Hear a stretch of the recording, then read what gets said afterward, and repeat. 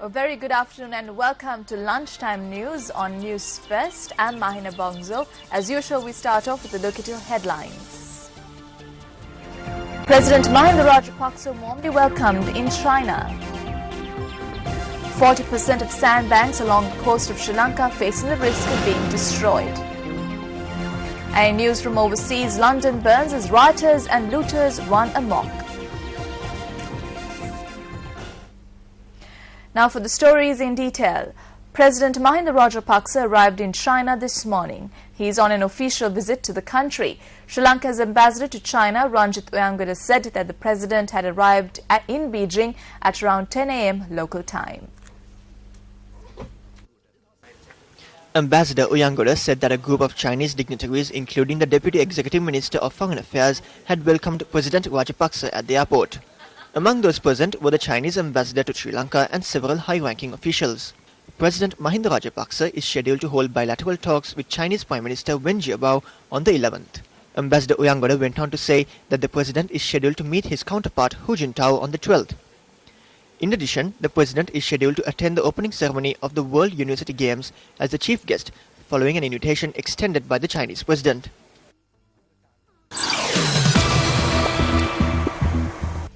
A study has revealed that 40% of the sandbanks along the coast of Sri Lanka is facing the risk of being destroyed.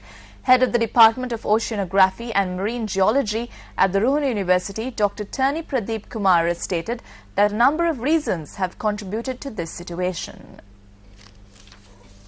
He noted that there are sandbanks along the coast from Waligama to Kalutara as well as in several parts of the north. He added that sand mining and the removal of the vegetation layer on top of these sandbanks are the major reasons for these sandbanks to disappear. He further noted that by placing a vegetation layer on top and by erecting low fences, the damage can be minimized. A progress evaluation meeting of the Dambulla Municipal Council was held yesterday. Minister of Disaster Management Mahinda Amravira presided at the meeting. Attention was drawn to the program launched to protect the Dambulla city from floods by widening the drainage channels in the city. The minister expressed his view at the meeting.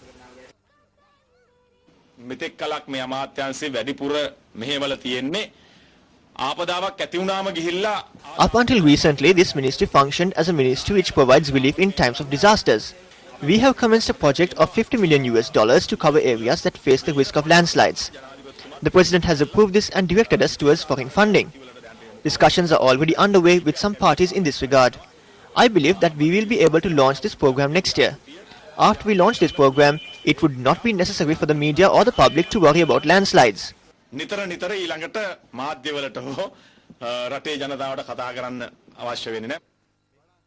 The minister participated in an observation tour in the area subsequent to the meeting.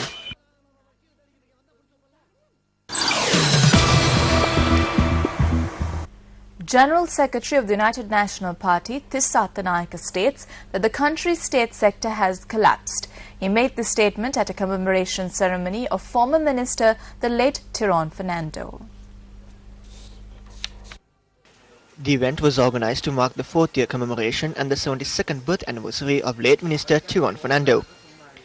School uniforms for 500 students in the Moratowa area were distributed by the UNP General Secretary.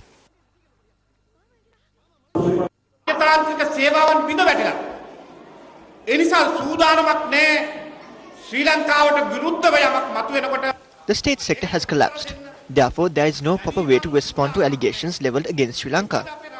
Look back and see how many responded at the required official level to the channel for allegations aimed at Sri Lanka. Our state sector is fast asleep. The saddest part is that recently the Minister of External Affairs said that they are unable to even take legal measures against these allegations. We have fallen to that level.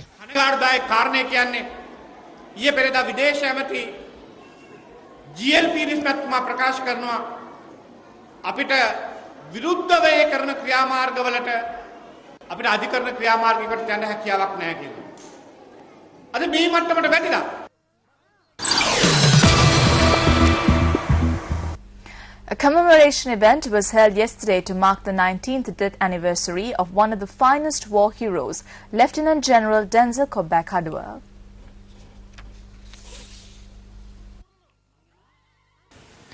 The commemoration was held at the Denzil Kobakadua Memorial in Anuradhapura.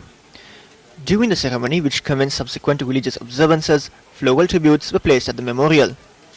Our correspondent stated that high-ranking army officers in charge of the area as well as relatives of the late general were present at the ceremony. Lieutenant General Denzil Kobakadua fell victim to an LTTE bomb attack in Arali Point in Kites, Jaffna on the 8th of August 1992.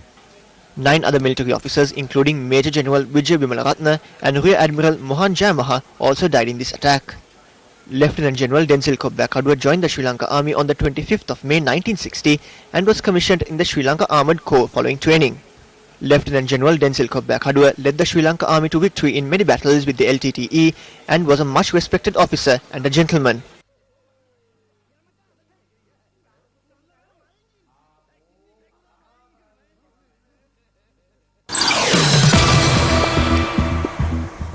Now, a study by the University of Moratuwa has revealed that the new traffic plan in Colombo has led to many issues. According to Professor Amal Kumarage, the head of the Department of Transport and Logistics at the Faculty of Engineering at the University of Moratuwa, this new traffic plan has been implemented without conducting a proper study. He said that as a result, the public have been severely inconvenienced. The one-way system that was in operation for a few years in Colombo has now from last week been extended to Bambalapitiya area and beyond to Dickmans Road. I believe this has created some concern in the minds of people, and that's why I've been asked my opinion on this. Basically, one-way systems by themselves are not wrong or bad. If only if they are designed in a proper way that benefits all the users. So what we are doing here is, even though one-way systems are done with the intention of reducing congestion, what is happening here is actually creating more congestion that will occur even as fast as within a year or two. We contacted the Special Commissioner at the Colombo Municipal Council, Omar Kamil, in this regard. Omar Kamil said that no permanent decision has been taken as yet on the new traffic plan which is currently in place in Colombo. Meanwhile, police media spokesperson SP Prashantha Jayakodi said that in the long term, benefits can be reaped from the new traffic plan. He added that the study by the University of Moratuwa will be taken into consideration when making alterations to the traffic plan.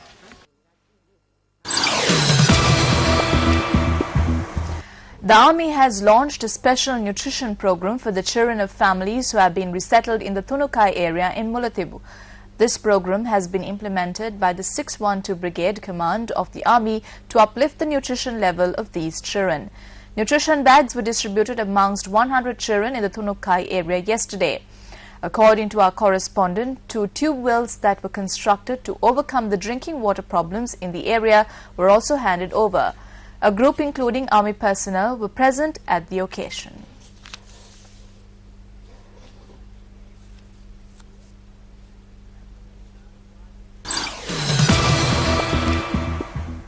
In more local news, the Sri Lankan Embassy in Jordan has launched a special investigation into the death of the Sri Lankan migrant worker who allegedly died from burn injuries.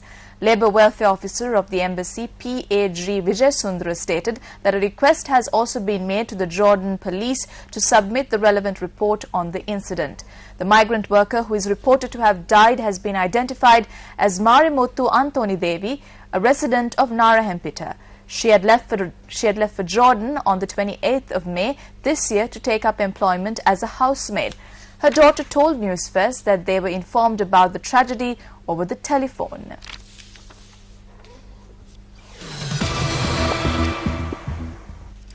The Office of the Commissioner General of Rehabilitation is to hand over 150 rehabilitated LTTE cadres to their families. Commissioner General of Rehabilitation, Major General Sudhanta Vanasinghe, said that these former LTTE cadres would be handed over to their families on the 12th in Vaunia. Thereby, the number of LTTE cadres who are to be rehabilitated has now reduced to 2,700. Major General Sudhanta Vanasinghe added that to date, 11,664 rehabilitated LTTE cadres have been released.